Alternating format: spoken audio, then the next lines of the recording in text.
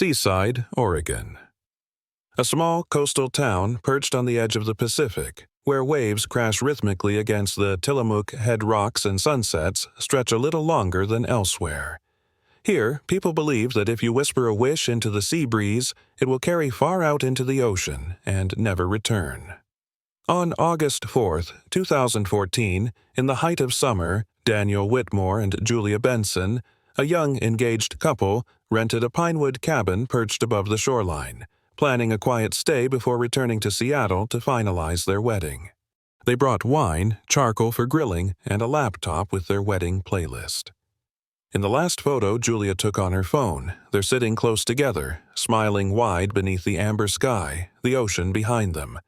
Blue, vast, and so still it felt. Almost silent.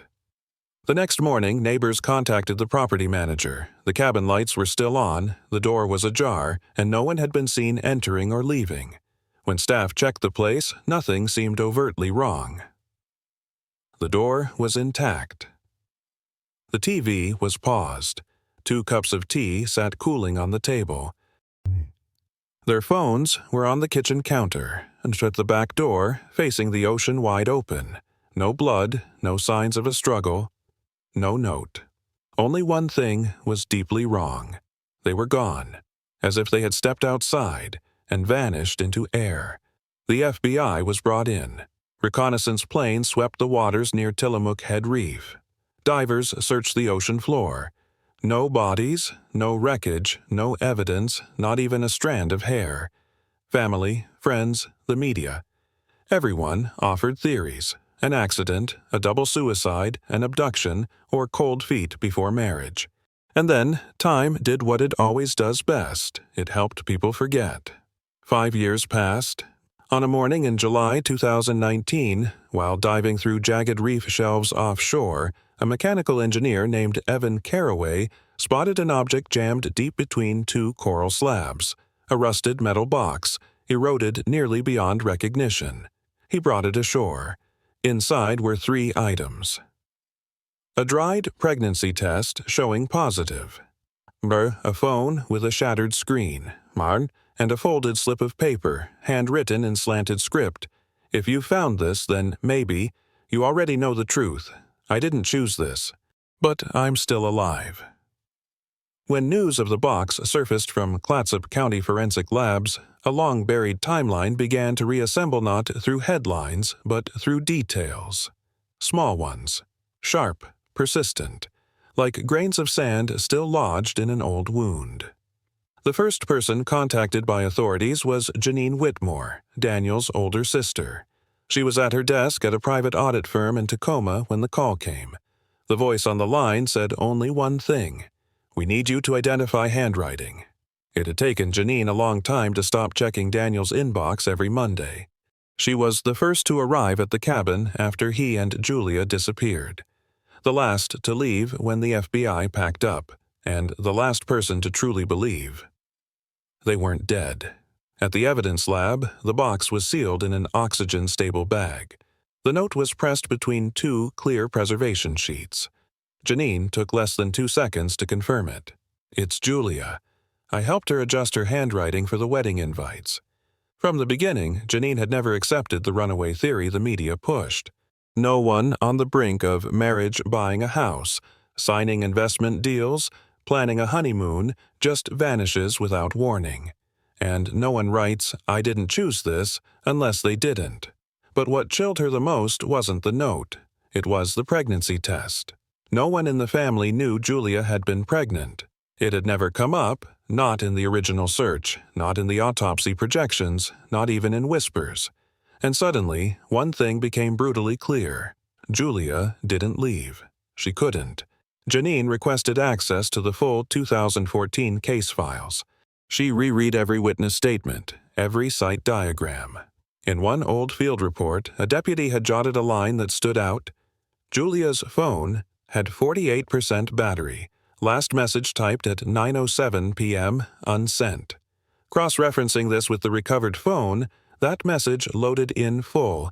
"I need to tell you something before it's too late." And that was it. No punctuation. No recipient. a warning that never made it out. 3 weeks before they vanished, Daniel and Julia hosted a small dinner at their Seattle apartment. Just a few close people. Janine, a married couple from next door, and Marcus Bell, Daniel's college best friend and co-founder of the travel tech startup he was running. Julia had just found out she was pregnant. She hadn't told anyone but Daniel.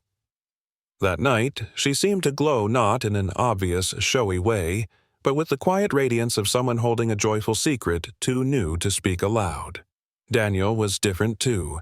Still composed, still charming, but during moments when no one was watching he would stare at Julia, long and still, not in infatuation but with a mixture of love and concern.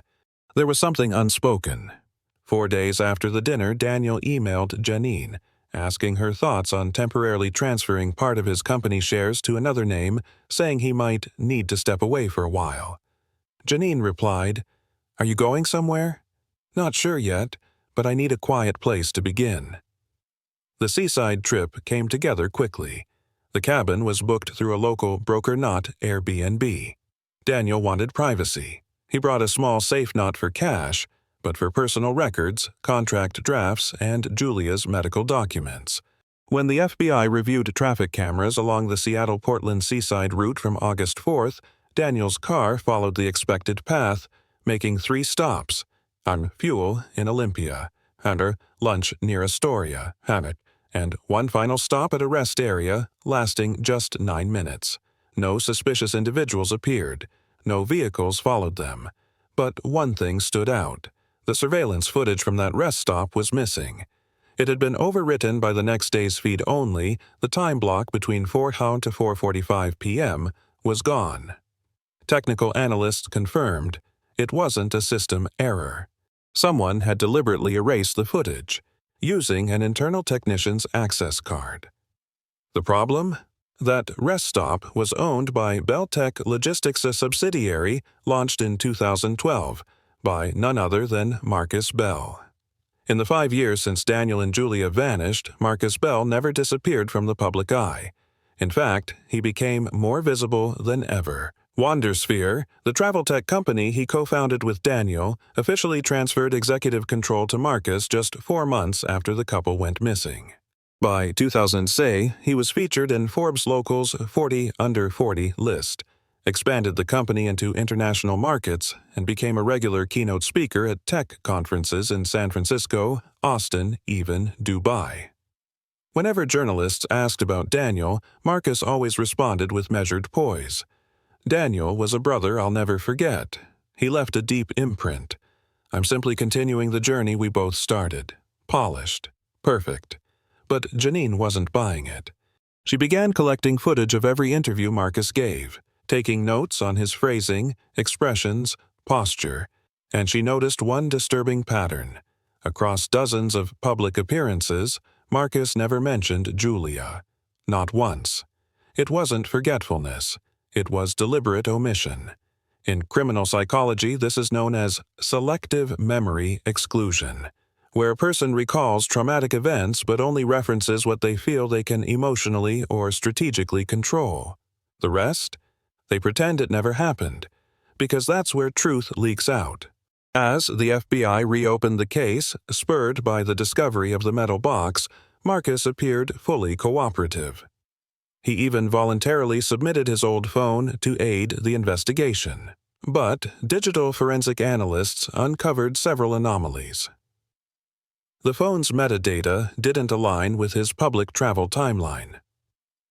On the night of August 4th, GPS records placed him near the seaside marina, but then the signal went dark for 90 minutes, from 9:30 to 1100 p.m.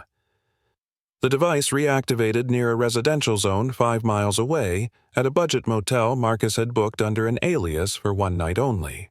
The question was no longer, was he at the scene? But rather, why go through so much trouble pretending he wasn't? The phone recovered from the rusted metal box beneath the Reef Nokia Lumia 928 was sent to the FBI's Digital Forensics Unit in Portland. It took nearly a month to extract data from the water-damaged memory core, but what they recovered left the entire team silent.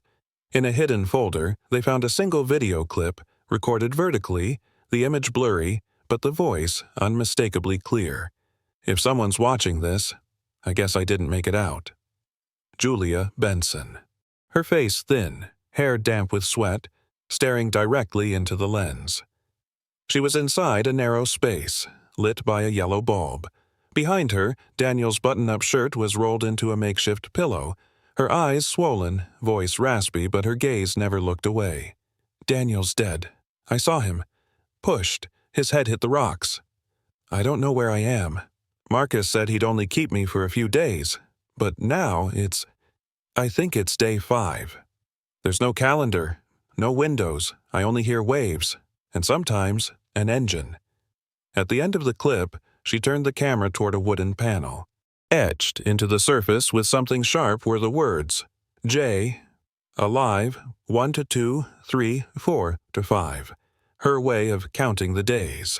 But what rattled investigators wasn't just Julia's words, it was the background sound. Using frequency spectrum analysis, technicians isolated a low hum beneath the audio consistent with the soft, continuous frequency of a diesel engine, the kind used in marine vessels.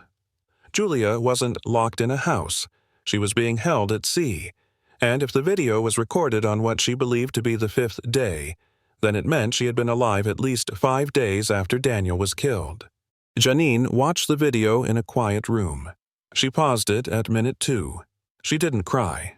She simply asked, why didn't anyone hear her? No one had an answer. Maybe it was the tide. Maybe the ocean was too wide. Or maybe no one had really been willing to listen. After Julia's video was recovered and reviewed internally, the FBI shifted the focus of their investigation to the possibility of confinement aboard a mobile vessel specifically, a small fishing boat or mid-sized yacht. They began combing through all maritime registry logs tied to the seaside harbor between 2012 and 2016.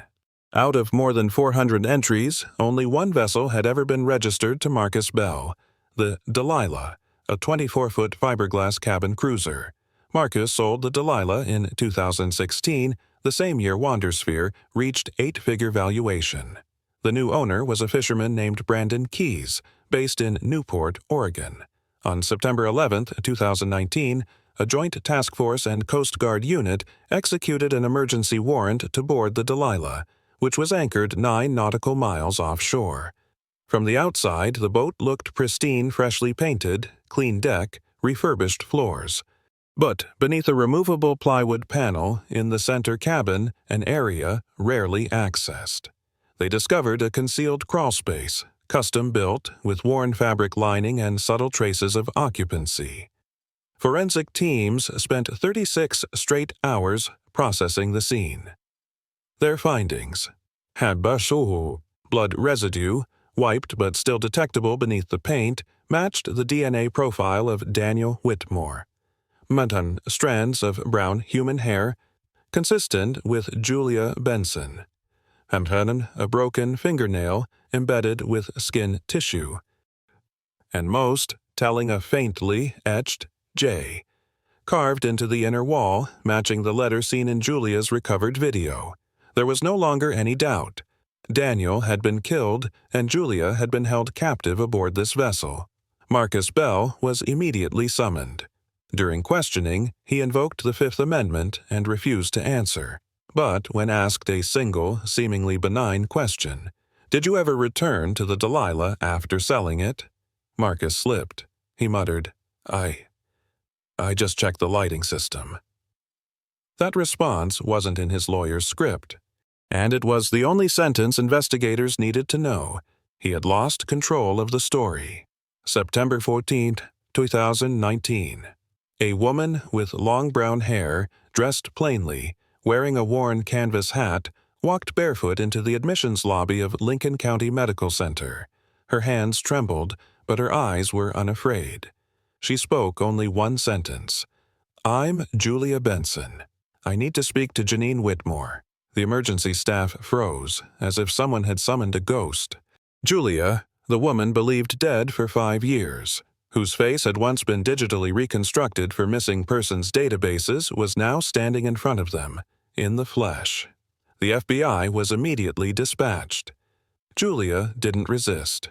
She simply sat down, arms around her knees, and said, "I have nowhere else to go, but I can't hide anymore."